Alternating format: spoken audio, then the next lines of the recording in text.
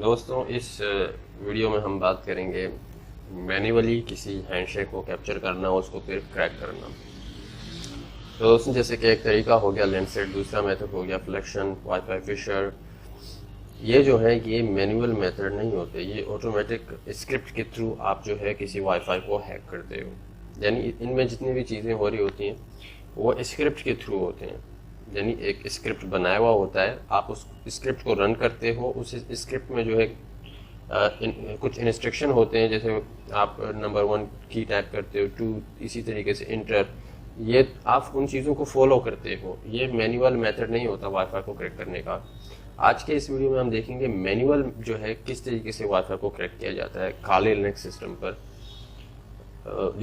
ये तो स्क्रिप्ट जो है ये नए स्क्रिप्ट हैं, ये उन लोगों के लिए जो लेजी हैं, या फिर इन स्क्रिप्ट में ये होता है कि ज़्यादा से ज़्यादा चांसेस भी नहीं होते किसी वाईफाई को हैक करने के, क्योंकि ये तो अपने मुताबिक ही काम करते हैं ये स्क्रिप्ट्स।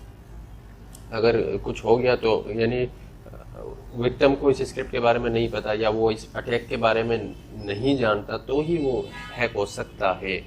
अगर वो जानता है कि ये अटैक क्या है और उसके राउटर पे अटैक हो रहा है, अगर उसने खुद ही अटैक किया हुआ है पहले से या उसके बारे में स्टडी किया है, कहीं देखा है, तो वो कभी भी अपना पासवर्ड इंटर नहीं करेगा। ये बात हमेशा याद रखें।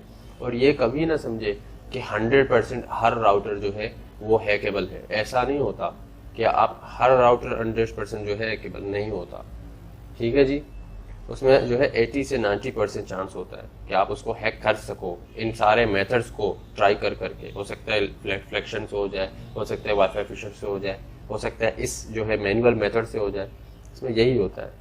तो दोस्तों शुरू करते हैं। मैनुअल मेथड में सबसे पहले तो आपको अपने वो वाईफाई का मॉनिटर मोड ऑन करना होगा। सबसे पहले तो आप एक टर्मिनल ओपन करें। हम अपने वाईफाई को कनेक्ट कर लेते हैं यहाँ से। VM रिमूवेबल डिवाइसेस, यहाँ पर जो है हमारा अल्फा, इसको हम कनेक्ट कर लेते हैं अपने काले लिनक्स सिस्टम के साथ।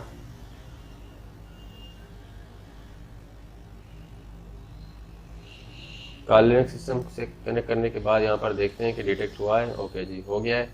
यहाँ पर आ गया वाईफाई कनेक्ट। ओके, फिलहाल तो वाईफाई शो नहीं हो रहे। वाईफाई शो होना बहुत लाजमी है।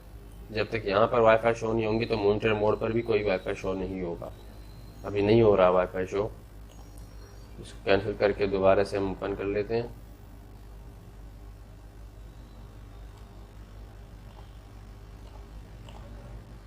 ओके जी, अभी भी वाईफाई शो नहीं हो रहा है। तो इसको करना क्या होगा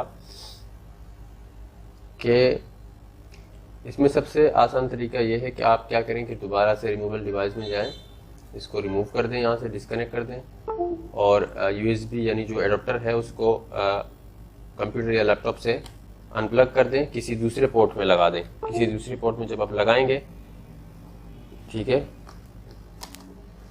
ये हमने दूसरे पोर्ट में लगा दिया। अब जो है दोबारा से हम इसको कनेक्ट करेंगे। दोबारा हम जाएंगे VM removable device, automatic connect हो जाएगा जब आप दूसरे पोर्ट में लगाओगे तो। उसके बाद जो है यहाँ पर आप अब देखते हैं, ये देखें अब जो है आ गए। जब यहाँ पर नेटवर्क शो नहीं होंगे तो इसका ये मतलब होगा कि वहाँ भी शो नहीं होंगे मॉनिटर मोड में। तो अब हम करते हैं मॉनिटर मोड ऑन इसका। Airman -ng start WLAN 0। हम इंटरफेस यानी मॉनिटर मोड ऑन करना चाहते हैं WLAN 0 का।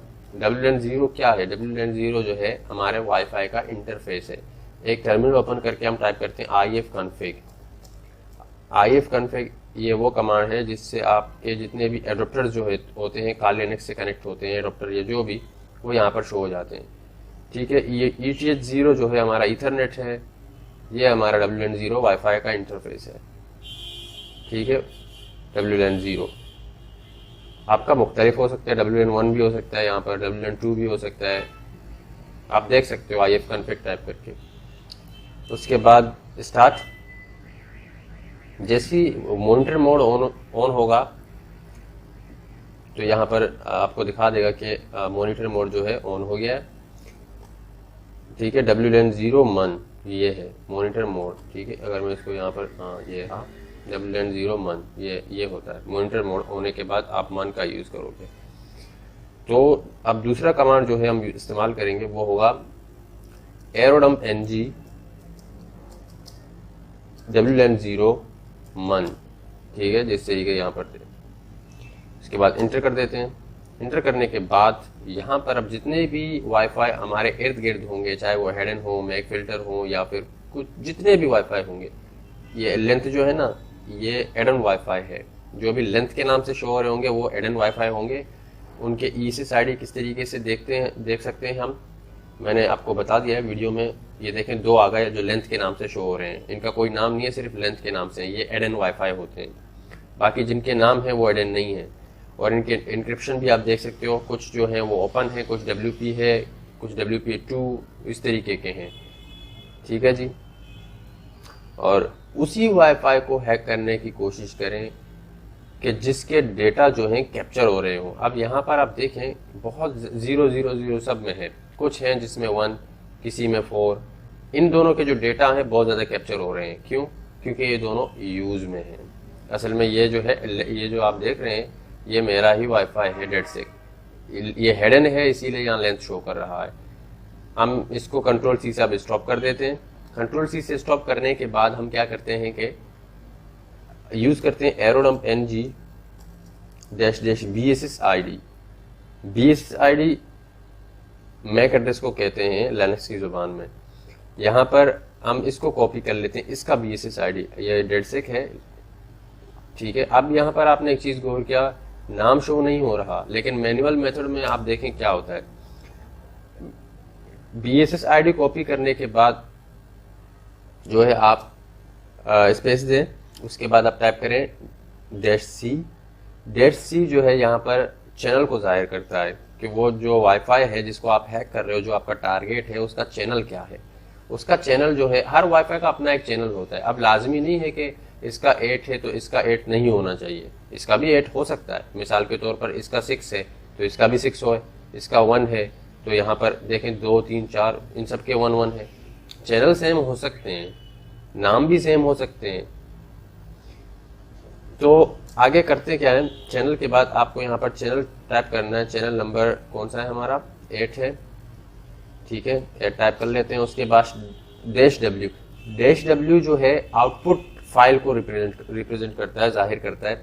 जैसे कि आप हैंडशेक कैप्चर कर रहे हो मैनुअल मेथड से, तो अगर आप यहाँ पर -w टाइप नहीं करेंगे तो ये अपने मुताबिक कोई नाम दे देगा उस फाइल को जो हैंडशेक होगा। लेकिन हम -w देकर नाम देना चाहते हैं, जैसे कि मैं दे देता हूँ डेडसेक 1 2 3 4 5, ठीक है। अब इसी मुताबिक इसके फाइल सेव होंगे, जितने भी फाइल होंगे, जो हैंडशेक होगा हमारा इसी मुताबिक सेव होगा।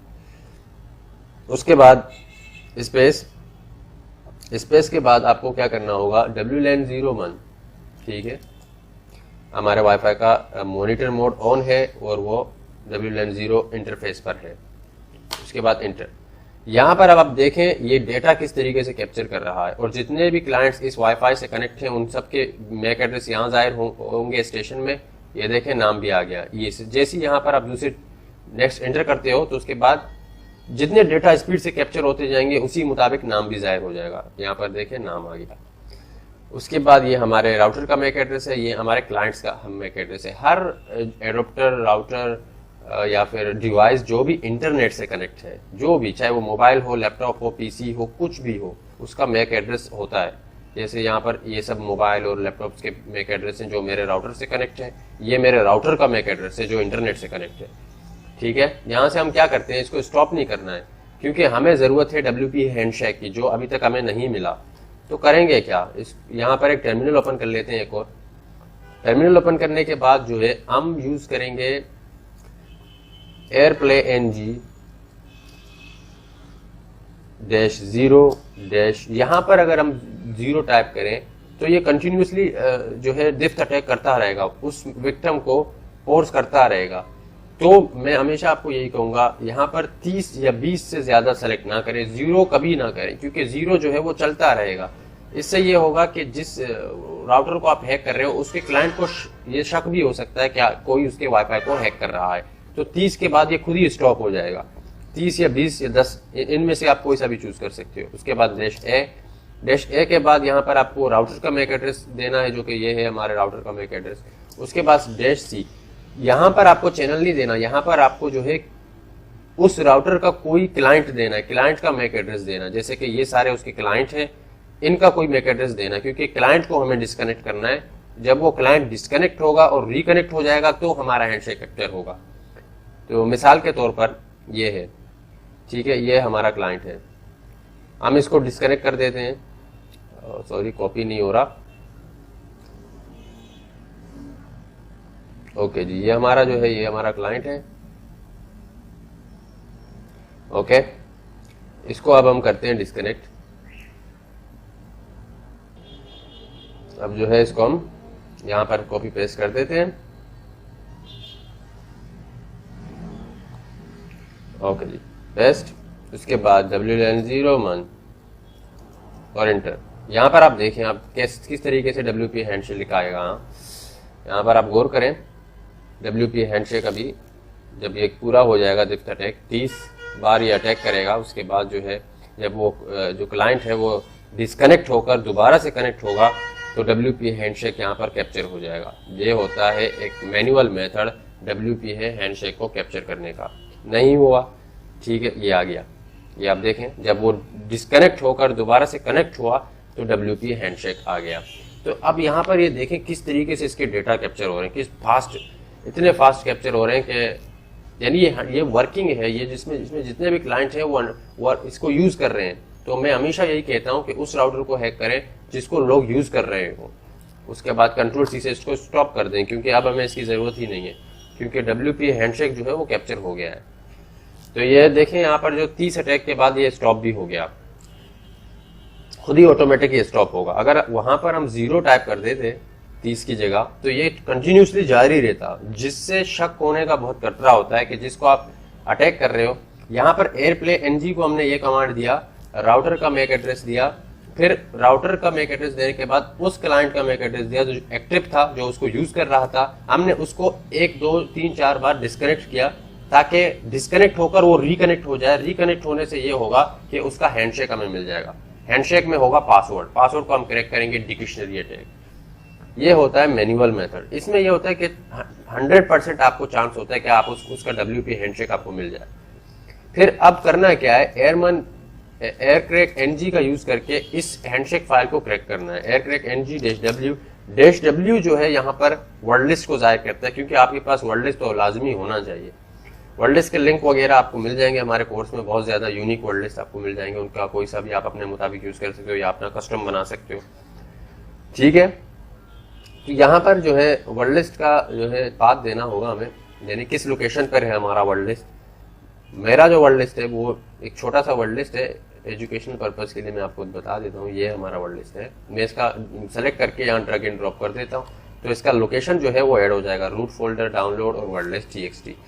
उसके बाद जो है हैंडशेक हमारा कहाँ पर है, उसके बाद हमें हैंडशेक का जो है फाइल, हैंडशेक क्या था हमारा, DeadSec123.4, ठीक है, इस नाम से हमने सेव किया था। याद रहे, जो हैंडशेक का जो फॉर्मेट होता है वो कैप होता है, CAP कैप, उसका एक्सटेंशन हमेशा कैप ही होता है, ठीक है। यहाँ पर ये तो पुराने हैं, यहाँ पर जो है वो ये है। यहाँ पर एक और है जो कि पुराना है यहाँ पर, लेकिन हमने दिया क्या, नाम क्या दिया था, -W के बाद DeadSec123, ठीक है। अब करते क्या है, इसको ड्रैग एंड ड्रॉप कर देते हैं, ठीक है। हमारा हैंडशेक भी ऐड हो गया, हमारा वर्ड लिस्ट भी ऐड हो गया। उसके बाद हम कर देते हैं एंटर। अब एयरक्रैक NG देखेगा कि इस हैंडशेक में वो पासवर्ड है जो वर्ड लिस्ट में है या नहीं, ठीक है। अगर होगा तो शो हो जाएगा, अगर नहीं है तो आप कोई और सा वर्ड लिस्ट यूज कर सकते हो। और ये हो गया की फाउंड, यहाँ पर आप देख सकते हो की फाउंड। जैसे आ गया की फाउंड, इसका मतलब है आपको उसका पासवर्ड भी मिल गया और उसमें वो हिडन था, उसका नाम भी आपको मिल गया, आप आसानी कनेक्ट हो सकते हो। ये होता है मैनुअल मेथड किसी भी WP या 2WP है सिक्योरिटी को हैक करने का। तो दोस्तों ये वीडियो जो है आपको पसंद आया होगा, तो हम मिलते हैं फिर नेक्स्ट टॉपिक में।